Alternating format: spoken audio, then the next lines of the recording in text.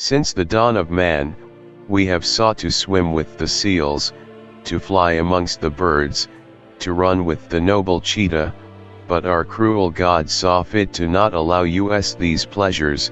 Instead, we are doomed to a life of tedium, bound with gilded chains to the yoke of online gaming videos. Excuse me. Welcome back to Inside Gaming though, for whatever day it is today. Today we're gonna get in touch with our inner animal, because I played the out of Maneater, and now I'm questioning why every game doesn't have you playing as an animal. Kinda seems like a no-brainer, but there really aren't that many games where the core gameplay involves you being an animal. What really got me thinking about this was the fact that Maneater as a game isn't really all that good. The quests are super repetitive, the game is pretty short, combat isn't all that interesting, and yet, despite all of that, I 100%ed it on the first day. It follows the same mold as a lot of other open world RPGs these days, with a handful of quest types that are just repeated over and over and over again for the entire game. Even with an interesting story or good gameplay, these games typically end up disappointing because if you want to advance in the game, level up your character, whatever, you usually wind up having to do all these tedious repetitive side quests, or at least a good chunk of them. And basically if you've done one, you've kind of done them all. I've played enough of these now that I'll usually avoid new releases if they kind of seem to be of that ilk. But the big difference here is those games don't let you play as a shark. Admittedly, I do wish that all games featured playable sharks. I mean, come on. I'm rambling, but my point is I am willing to forgive a lot if a game lets me play as an animal. And bonus points if I get to eat people as an animal. Clarify, plenty of games like, Sonic, Crash Bandicoot, whatever, technically do have you playing as an animal, but that's not what we're looking at here. That's a whole different thing. We're not really also gonna look at the crappy sim games either, because most of those either have you raising animals or they're like horrible Unity games and mobile apps created with those pre-made assets and some duct tape. So sorry Nintendogs and Snow Leopard Family Sim Online.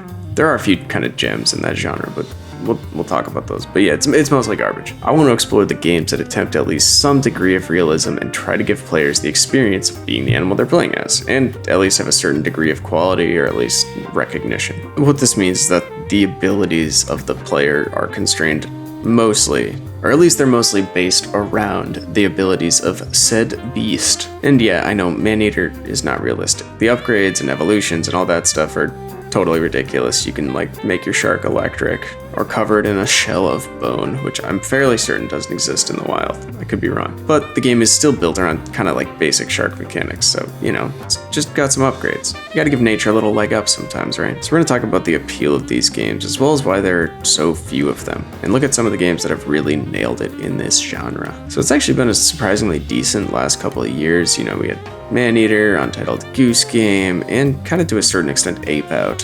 They all scratched that itch. Untitled Goose Game, which was literally based off of a Slack conversation at Developer House, was a huge hit. Yeah, somebody just dropped a picture of a goose in their Slack. It was like, hey, we should make a game out of this. And they did. So good for them. From the moment the first trailer came out, it was super highly anticipated, despite being kind of like a small indie game. Really, no story, no superpowers, no guns, nothing like that. Just a goose walking around, being a dick. It hit on this notion that apparently everybody kind of shared, but also basically went largely unspoken, which is just that geese are assholes, and that's very cool. I can't personally tell you the last time I actually really gave any thought to geese, but the second I saw the trailer, I instantly knew what the game was about, what the tone was supposed to be, what they were going for, and so did everyone else. Untitled Goose Game even beat the Switch remake of Link's Awakening in sales. That was the top-selling game on the Switch store at release. So that's kind of like the perfect example of why these games work on people. By letting you play as an animal, the game also sort of gives you permission to be as big of an asshole as you want. Geese don't have morals, neither should you. It's the same with Maneater. You're a shark just doing what sharks do. Yes, I know the average shark doesn't leap 100 feet out of the water and climb up on shore to eat 15 golfers, but it is still a game, so, what do you expect? I feel like Ape Out might be the most pure expression of this, because really all you're doing is killing people. And we all know that gorillas absolutely destroying is funny as hell. Reckless abandon is just kind of super cathartic, so absolving yourself of all moral qualms and consequences in the process, Fortunately, these games are sort of few and far between, and most of them end up lost to time and forgotten. There's some old PC games like Wolf. That game had a sequel, Lion. They actually look kind of cool. May have to fire up the old DOS box and give them a spin. Wolf actually won some awards, and it got pretty good reviews. There's also Dog's Life for PS2. That's like a dog simulator game, sort of. It's got smell-o-vision. It's kind of interesting. And there's also Tokyo Jungle for PS3, which people really seem to like. Never played it, but it looks pretty cool. For some reason, a lot of these are PlayStation exclusives. Don't really know why. There's at least 2 more games, one called Wild and one called Home Free, that are being developed for that platform, but those have both been in development for a really long time, so I don't know what's happening there. They look cool though. Personally, my first encounter with this type of game was Jaws Unleashed, which I will still defend to this day, despite the game getting pretty universally bad reviews. GameSpot called it the worst game that everyone played of 2006. It's kind of a compliment, I guess. That really just proves my point, though. It was a game with controls, horrible camera, ridiculous gameplay, bad reviews, but it also had incredible sales. It did really well. Part of that could have just been the Jaws branding, but there are plenty of awful games based on great movies that absolutely tanked, usually for the same issues that Jaws Unleashed had. But again, in those games, you don't play as a shark. There was a Jaws game on the Wii too, but that got even worse reviews, and I think everyone just sort of forgot about it. Pushed it out of their mind. Clearly, these games are connecting with something deep within our lizard brain. And speaking of lizard brain, we here at Inside Gaming are, we're known for our clown math, but we also dabble in clown science from time to time. So there we go. When we talk about lizard brain, we're talking about like the limbic system, which basically controls kind of the old survival stuff. Fear, feeding, fighting, all that.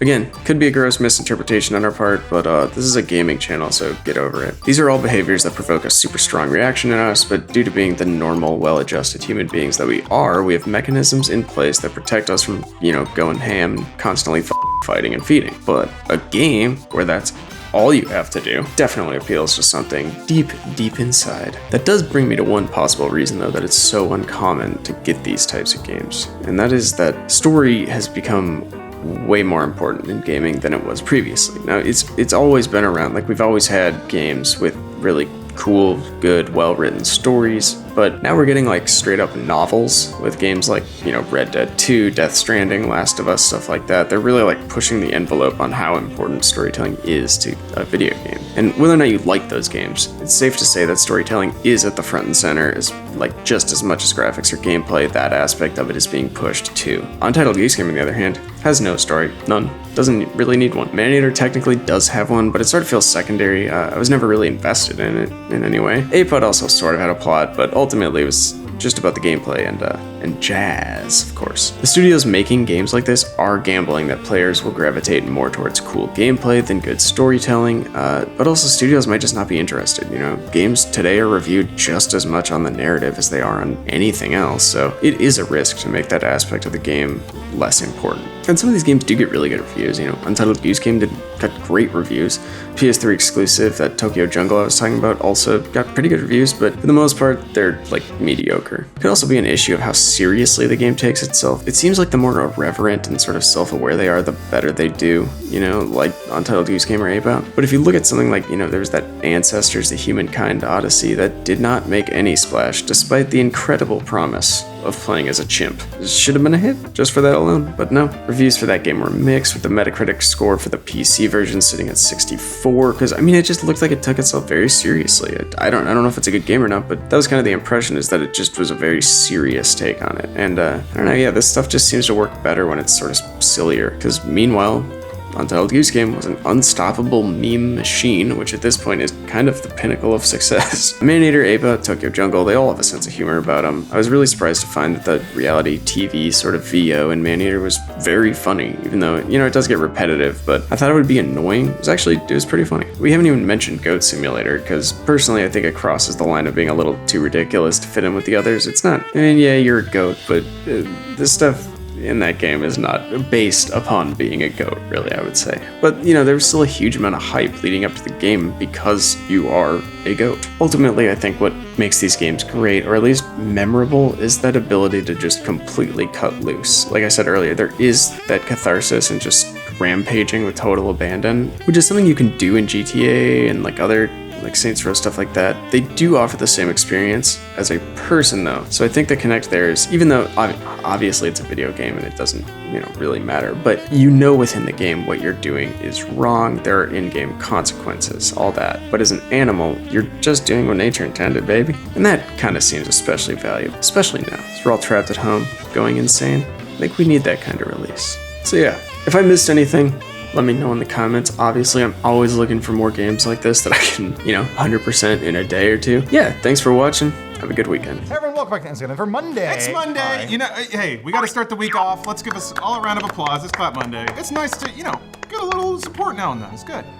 So here's a nice story to kick off your week. Everyone loves Untitled Goose Game. It needs a name by now, right? Have we figured one out yet? So they were very explicit about this.